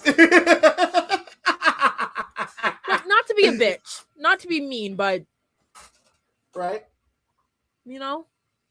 No, you that's fair ball though, because I think that a lot of times, like, because if I can get to put on my hang on, put your hat on, my guy. See. If I can get woke with you real quick, you know what I'm saying? If I can break it down for you real quick, I think it's crazy how misogyny, right, it paired with the patriarchy, sets the male gaze as the default. So when sisters do partake in activities that are already considered masculine due to the arbitrary standards of the white man, right. Then all rise. Right, Grand Rising. Then those activities end up being misconstrued as wanting attention. But here's the thing, King. If she wanted your attention, why would she go somewhere you at where there are other people vying for her attention if she wanted your attention? Mm-hmm. You think what I'm saying? Mm-hmm. I'm trying to put the paint where it ain't. You know what I'm saying? I'm you know, see. You gotta understand, right? You gotta understand. Then you gotta overstand, understand, and then Pakistan that. You know what I'm saying? Come on, man. Come on, man. Sprinkle me, man. But yeah, no, like, seriously, like all the whole type shit aside, like, it's crazy how, because like masculinity is seen as the default for a lot of shit, especially in hobbies, when women do get into those shits, then it ends up being, oh, that woman has to be there because she wants my attention, only to find out that, oh, women can have hobbies too. So it's mad dehumanizing. I feel like it's not dehumanizing at that point, because like I'm sure you dealt with it before. Like, you go to a convention, you know what I'm saying? You dress fly, you know what I'm saying? You know, like it happens, but then like some dude ends up trying, you know, like, hey there, wagwan Pennington, you look good, you hear me? Forward, Sean. No, I'm sure you get that. And it's like, just because she dressed like that doesn't mean she want to forward with you, bro. Like that that's just, you know what I'm saying? I feel like that needs to be taught more. And shout out to the cosplay not consent folks for that, because I think that is symptomatic of an issue where it's like that's why it's important to have these conversations, to show these aspects of other people, to where like you're not just, you know, a cosplayer. Not mean to say being just a cosplayer is just being a cosplayer, right? But you're not just that, right? You are a person that's multifaceted in a way, and that should be respected. Even if you weren't multifaceted, even if you were just a one-note motherfucker, you still deserve to be respected. Exactly. You know what I'm saying? And I think in that case, like, I feel like that's what it all winds up to at the end of the day, you know, all diatribes aside. But besides that, the next question I have to ask is, we know you're planning Midnight Bliss cosplay, but who is a cosplayer that you would like to collaborate with? Okay, I'm gonna sound hella weird for a second. Mm-hmm. One of my mutuals on Instagram, her name is Arc8Angel, AR like the number 8 Angel. She also does a lot of Darkstalkers cosplays, and she's the only Black Darkstalkers cosplayer I've ever seen. And she lives in America. I don't know where she lives, but she's in America. So it's probably never going to happen, but I'd love to collaborate with her. Hey, you heard it here, Arc8Angel. You heard it here first. Big Meezy calling you out. Hit the lineup. You know what I'm saying? You know what I'm saying? We got the, you know what I'm saying? Hit up the Cuban Linx hotline at 1-800 Omizie phone. Hit us up. You know what I'm saying? Call in. We're going to get you linked up with Omizie real quick. You know what I'm saying? Because that's what we do at the Cuban Linx Podcast. We put people together. But you know, that's fun. That's adorable. We love having mutuals. You know what I'm saying? If anything though, shout out to the retro podcast. We still trying to have you on, and any podcast is trying to collab, we lit. But next question has to be, I see you have a Pokemon card collection. Mm-hmm. Do you play the Pokemon card game, or do you collect cards only? I don't play the Pokemon card game, but I did play TCG Pocket until it destroyed my phone. Oh, how did that happen? So much storage. I have a rinky-dink iPhone 11 because my phone beforehand broke, and I'm. Oh, that's what I'm recording on right now. I'm recording on iPhone 11. You know what I'm saying? Real trap nigga shit. You know what I'm saying? We get out the mud. You know what I'm saying? Any means. But I use this phone to also store all my cosplay photos. I use the phone for most of my communication. So I had to delete the app to, you know, make room for the content. Right. And I have been, I only got into Pokemon a little bit over a year ago. My father was into Pokemon and my younger sister is really into Pokemon. But I was it doesn't make sense for me, whatever. But then my friend was like, hey, here's one card. Because your favorite animal is a bunny. Here's a Baneri card. Lord, a flip in my brain, and now I've actually been getting into the Pokemon games. Sun and Moon, Ultra Moon, I love you so much. Pokemon Go, I love you too. And yeah. Oh no, that's fire. Honestly, for me, getting into Pokemon, I like the games, but what I do usually, I make up a team of mostly like fighting types, because fighting type is my favorite type. Mm-hmm. I'm a very plain nigga, but like fighting types usually have some of the best designs out there, like Sock, wrong, but that's okay. You're wrong, but that's okay. I mean, I'd very tense on top, but like whatever you think is fine. I mean, from what I hear, fairy types be bottomings, but that's neither here nor there.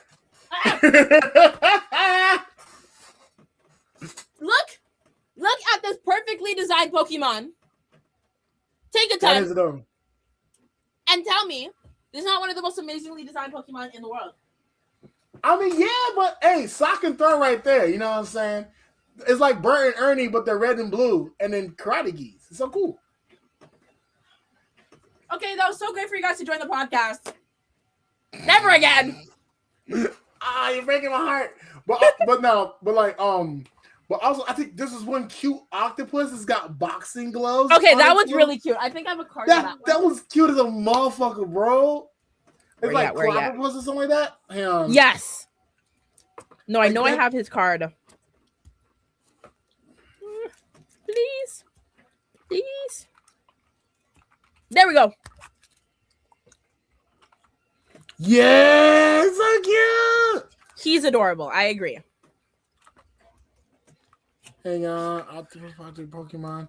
And then like his evolved form is the Clobbopus is so cute. Bro, look at him. That is a very, very cute design. You know what I'm saying? Like, yo, oh my god. And then like his like evolved form is even cooler.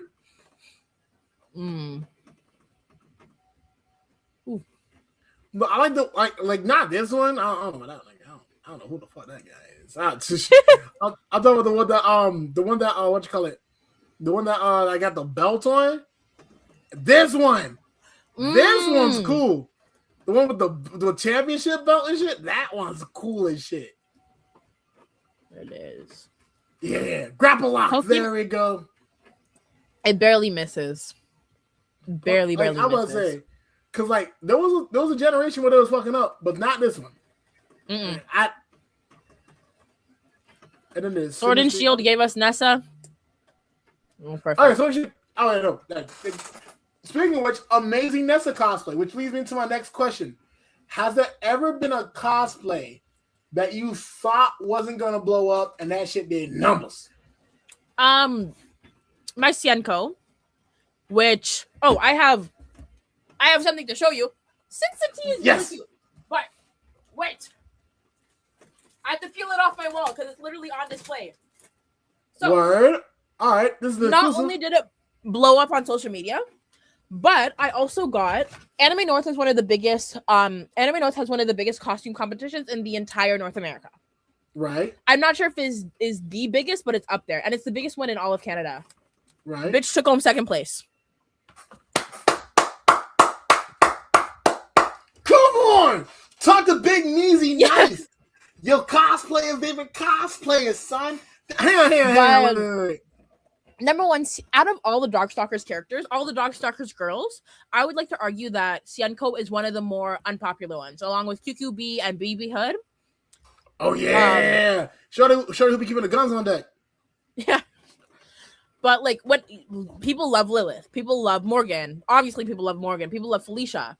But when it came to my Sienko cosplay, I'm like, people are not gonna know who she is. It's a lot more horror adjacent, and I'm not really used to doing horror cosplays. And it's like, you can barely see who I am. Bitch, when that first posted numbers, I was like, wait, this is what the people want to see? And then I was up 2,000 followers. I'm like, wait, this is really what the people want to see? Yeah, I want to say, and plus, like, especially after Marvel vs. Capcom 3, Sienko a classic. She a mainstay. She is. But again, Marvel vs. Capcom 3 is fairly old at this point, right? Not saying old. True. But when you look for fighting game cosplays, it's either extremely classic characters from the OG games. Like, you're getting Super Street Fighter 2 characters. Right. You're getting original Darkstalkers characters. You're getting Tekken 3 characters. And you're getting Guilty Gear characters. Guilty Gear, whatever the one was before Strive.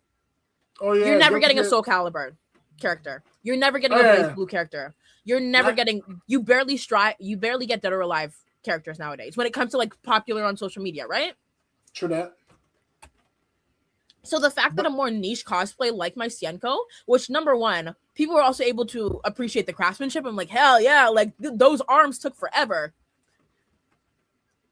But so then in that case, do you think that cosplay popped off? Do you think that cosplay popped off because like what you did was so fire, or do you think that cosplay popped off because it was niche? What do you think was the sauce in the recipe for that? It was definitely a mix of all three. Number one, it's an own creative interpretation of the character. Sienko in the games is fairly cute. Like she's very puffy. Like her face is so puffy, especially in her Marvel vs. Capcom 3 model. Right. She's very, very cutesy. And I decided because she's based off of a Chinese hopping vampire, I took a lot of cultural elements from that. Because they are just like, if you look up Chinese hopping vampire, they are not to say disgusting, but they're vampires. You know, they're scary. Yeah, because they're scary. Yeah. So I decided to take my own switch on that, which is a horror element of it. the craftsmanship, you can't even lie, was pretty good. I had the full claws. The video setup was good. And then people are like, oh my gosh, Senko! I've never seen a cosplay of her before. So I feel like it couldn't be one thing. It had to be a mix of all of them for it to get that big. Hey, and that's fire. And Jiangxi, yeah, that was that reminds you of bro from Shaman King, the Bruce Lee nigga. But if you can see, even in that image, not to say they're gross, but they're grotesque. You can see the moss growing on their face. You can see the more horror elements in their makeup. I didn't just want to be purple. I wanted to be purple and scary. Like, that's creepy. That's fair. That's very fair. And honestly, I think that's super duper cool. If anything, though, then we got a new comment. We got a new comment in the building. Hold on. I did have that shit on. Are you kidding me? Took me too long. Had it on for me to not have that shit on. Had that? Yeah, you had that shit on, twin. I ain't gonna lie to you. You had that shit on, twin. But yeah, speak. Yeah. So my next question has to be, when it comes to, like, besides cosplay, like, it's clear that you have a passion for fashion due to your knowledge on, like, things like, you know, like Gyaru and things of that nature. What do you think inspired your passion for fashion and or cosplay in general? For cosplay, just my love of fandom in general. I was on Tumblr as a kid. Probably shouldn't have been, but I was on Tumblr as a kid. Back when it was lit. Yes. I was on YouTube watching YouTube animated videos, and I just loved watching that. And then when I searched up, just like, I don't even remember what I searched up. I was looking up something Steven Universe, and I saw a Steven Universe cosplayer. I was like, oh my gosh, I could dress up outside of Halloween. I had no idea. And then my love for fashion, fuck her now, but Nicki Minaj. Damn. Do you remember Harajuku Barbie? Damn. Oh yeah, nah. Before that coke hit her. Yeah. But Harajuku Barbie introduced me to Harajuku culture, and before I was into Gyaru, I was really into Harajuku styles. I was really into Decora. And I feel like that's just natural progression. Like, you find one Japanese fashion style, and then you eventually find the one that really suits with you. And even nowadays, I do want to experiment with more geisha fashion styles. I'd love to try Lolita one day. Lolita's really expensive, so not right now, but one day. Because them dresses be wild, son. Like, I've seen some Lolitas before, and like I've been like, yo, like first I was like mad. You're mad, like it's like mad Victorian and shit. And I respect it for sure. And like shorties be out in like the sun with it and all that, and like you gotta respect it, dog. Like, what I love most about like Lolita's style is how diverse it is, because there's a lot of black Lolitas out there. Shout out to the black Lolitas one time. Shout out to y'all. Love y'all. Love y'all down. Big hearts to y'all. And I think what's even more beautiful about Lolita style is how about Lolita style, Gyaru style. What I love most about Gyaru style is how rebellious it is in nature. And I think that it's one of those beautiful things about like how fashion is protest and stuff like that. And so like when certain fashions aren't like given the proper due, it kind of like fucks with the movement that fashion represents. Another thing that I am standing for is that Gyaru has become extremely popular in the West for a long time. But now with more Gyaru, my dress up darling, Momo from Dandadan, polar opposites. Those three animes getting really, really popular, especially with male audiences, blew up Gyaru into the mainstream. And with that, I'm so happy that more people are getting into the subculture. I'm really happy that people are not acknowledging Gyaru as an alternative. I'll get to that question in a minute.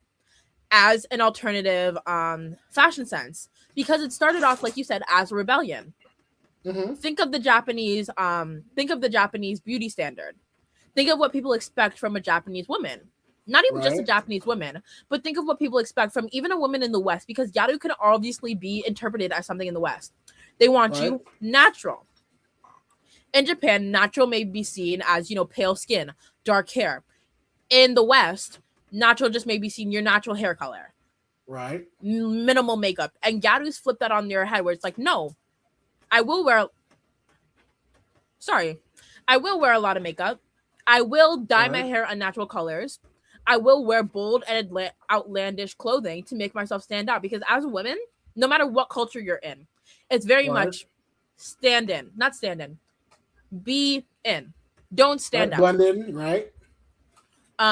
Wear love Lululemon, comfortable clothes, but right now it's expected. Wear Lululemon jackets and their tights. Have your natural hair, and that's it. And that's what they want of a woman. And Gyaru kind of just outsides that. No, and that's beautiful. I think that that's important because a lot of times I think that like as a woman, I'm sure as a woman yourself, like a lot of times women are held to the standard of maintaining something that was never made for them. And then like being accepted to like it, you know what I'm saying? And I think that's crazy in nature because it's like you wouldn't ask a fish to maintain bear culture. You know what I'm saying? Yep. You know what I'm saying? You wouldn't ask a bathtub to maintain toaster culture. You know what I'm saying? Like they're like not to say like, oh, women are victims, but like also under patriarchy, right? But like also like it's crazy how that has been the standard, and I love how fashion is a louder rebellion to that. You know what I'm saying? But honestly, like, but also yes, please. For one of the audience members had a question. Top 5 cosplays you want to do? So, I am a person that's like I don't like to keep a long cosplay list. So all of these cosplays are already in the making. Or like about to be made. So right now, like I showed you before, Kasumi from Dead or Alive. The next one I'm working on, Hisako from Killer Instinct. Ooh. After that, it's going to be she's from Dead or Alive again. Nite Grinu, the demon girl with the big wings. Yeah, with the what's called with the umbrella and all that, right? Yes. Yeah. After that, Trombone. I don't know if she's gonna be made after Nittigru, but she's one of my top cosplays. Trombone from Mega Man. Oh, that's a banger. And then last but not least, I'm a magical girl at heart. So Cure Peace from Smile Precure. Because I haven't done a cutesy cosplay, like built a cutesy cosplay in so long. I've been into very much video game fandoms. All those were video games except for that one. I need to bring myself down back to my cutesy anime phase. All right, in that case, speaking of anime, no, we couldn't let you leave without this question. Top 5 anime in order. In order. Kill la Kill. Yes, I am one of those people who like Kill la Kill. I'm so sorry. I mean, anime about fashion from a fashionable person. Who would have thought, exactly. Right? Sorry, Kill la Kill. Great Pretender. I know people will argue Great Pretender is not an anime. Nigga, Great Pretender is so fucking goated. Especially Abby's character. I watched an analysis on Abby's character, and that shit made a lot more sense. Great Pretender. Oh my gosh, I'm trying to think of what else. My Dress Up Darling, because I love cosplay. I love Marn's passion for cosplay. It's so perfect. I like how like Marn. I also like how in My Dress Up Darling it flips the script to where like the woman is like the important one, and the man is playing the support in that case because it's like, and also plus like niggas that sew. Come on, niggas, get to sewing, bro. If you try to pull something real quick, get to sewing, get to cooking, get to some cologne, bro. Pick up some cologne, fellas. Next would be Pandy and Stocking. Okay. That's a D cut. And trying to think of my number 5. Oh my gosh. I'm probably gonna say it's gonna change eventually, like by tomorrow. But right now, I'm gonna say Love Shinobi and Other Delusions. Oh, yeah, I heard of that one. Yeah, It's no, very, that's a very cute banger. and reminds me of myself in elementary school, where I used to just pretend I was a magical girl. So I'm like, that's me. That's just me for real. I gotta say, no, like it seems like that's like the pipeline in a way to where a lot of like cosplayers I talk to, like, you know, like they like it's like it's kind of like almost like they knew they were gonna be cosplaying before they got to cosplay. You know what I'm saying? Mm-hmm. But I gotta ask. I gotta see if my theory is true. Were you a theater kid?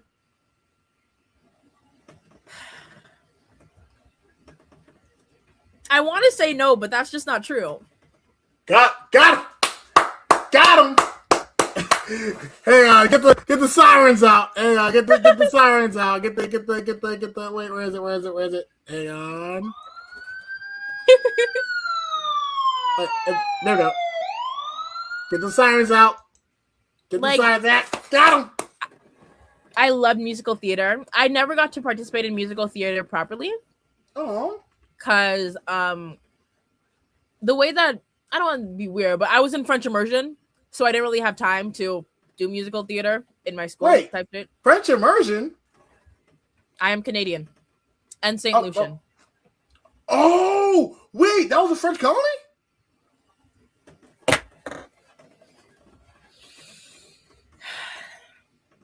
Oh, no, I just didn't know. Yes. You are Haitian and you don't know your twins. Yeah, see, I was too busy getting enslaved, bro. I'm sorry. You know what I'm saying? We were too busy cutting crackers' heads off. I'm sorry. St. Lucia was a French colony and then transferred to being an English colony, but it still holds a lot of the French aspects of it, if that makes sense. Mm-hmm. They have their own dialect of Creole. Ooh. All that. C'est magnifique. Yeah, no, that's so cool. I just learned something new like a motherfucker. Cause like I only knew like about Saint Lucia as like having like like music. That's all I know about Saint Lucia. The mountains are literally called Les Pitons on the flag. I like that. Okay, croissant. What? Hey. Okay, brie cheese. Okay. Green cheese. I said brie. Oh, brie cheese. I was like, yeah. Okay, Gruyere. But yeah, in my case, I learned most of my French in like high school, and then from like Indila, because like Danielle Dance was like, oh my god, when that song dropped, that's a good song. Oh ma douce français, pourquoi c'est Charles tout commencer? Just because, bro, what? Oh my gosh, dog. I'm a 6'3" nigga. I sing that shit like a 5'4" bitch.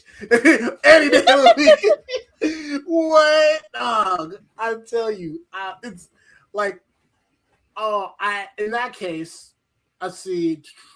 Honestly, you mentioned earlier not having much physical media besides, your pops and all that, like, have you heard about what's been going on with physical media with Sony and all that? Yes, I have. And I am a person who does not like to buy new video games. I'm much more, I like to get older video games because I was born in 2007. I became conscious in like 2011. I missed a lot of great video games. So I want to catch myself up on that. But the disbandment, the discontinuation of physical media from Sony seems, number one, just a very dumb marketing choice. What's the point of getting a PlayStation if I can't get this for my PlayStation? Might as well just get a PC for cheaper at this point. Right.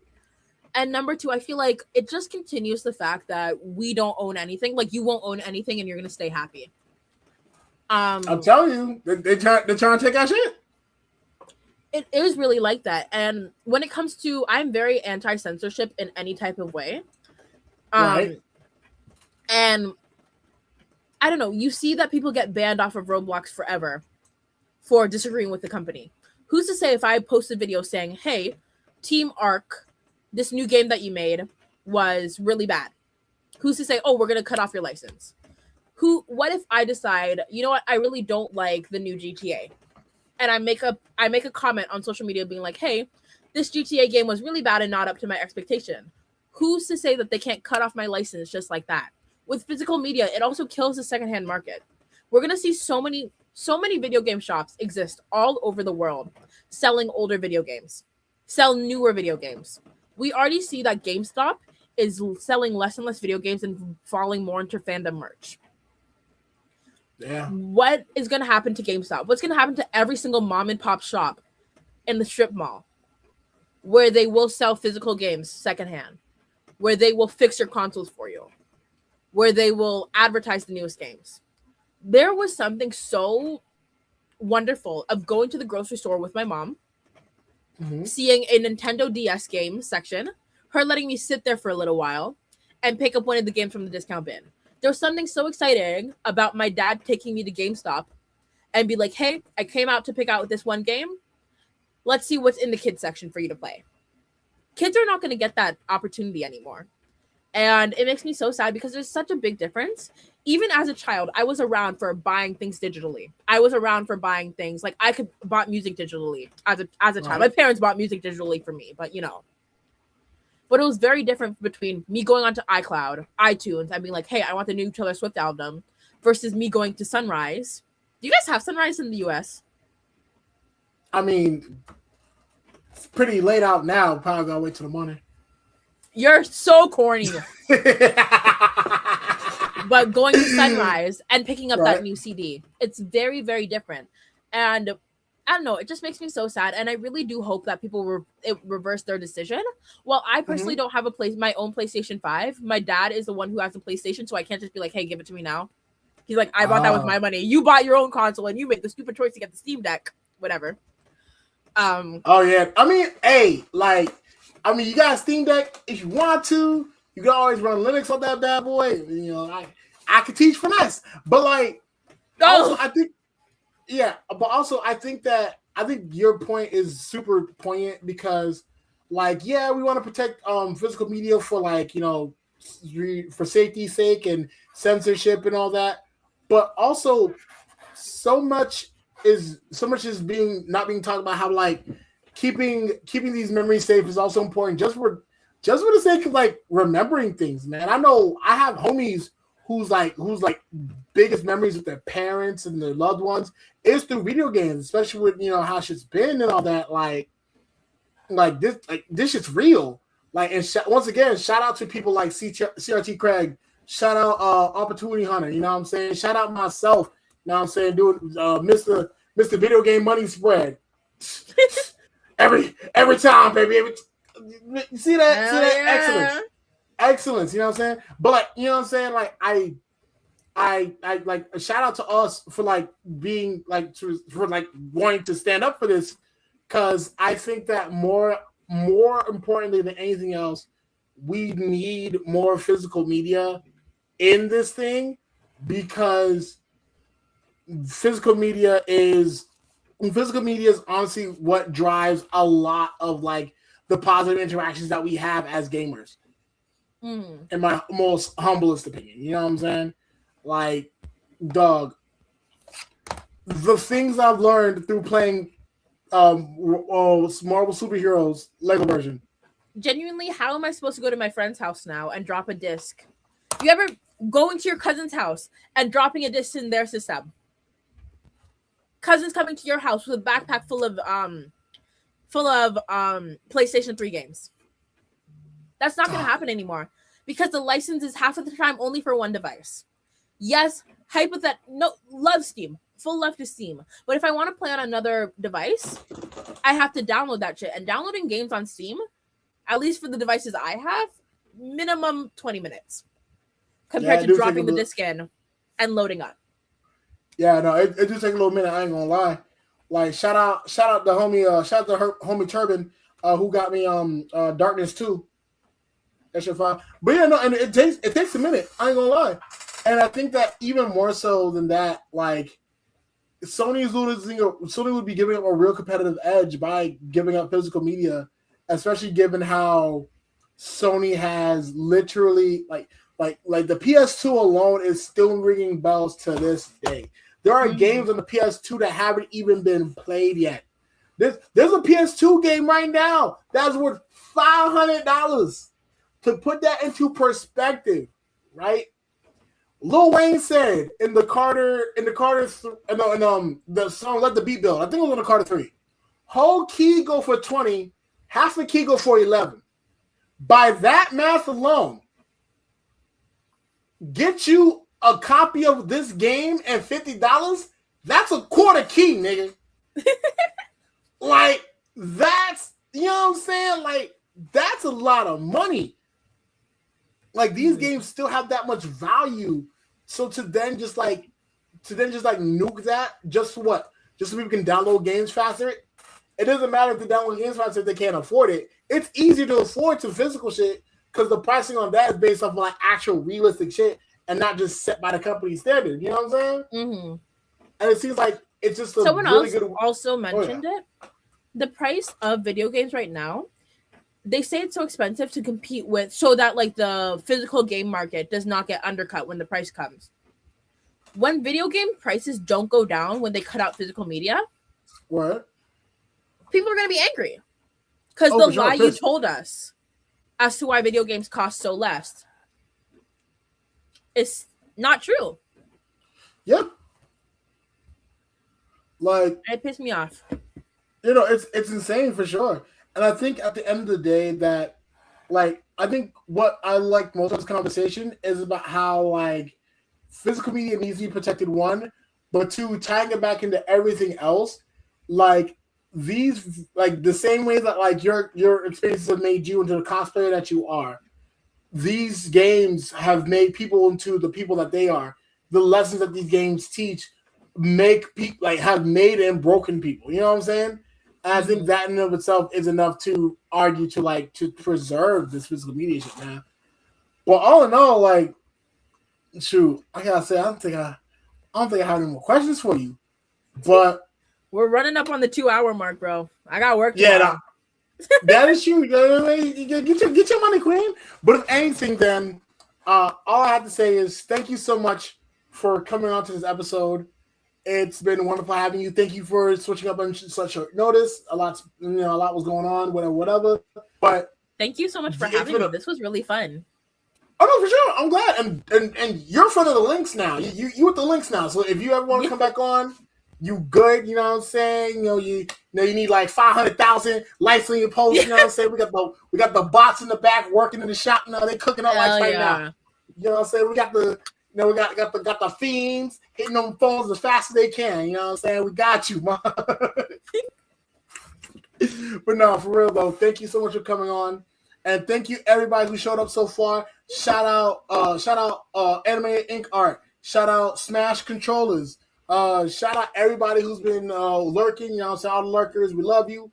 And yeah, with that, you know what it is, as I always say, it's peace, love, fuck ice, and it's free pasta on that shit backwards, baby. We out.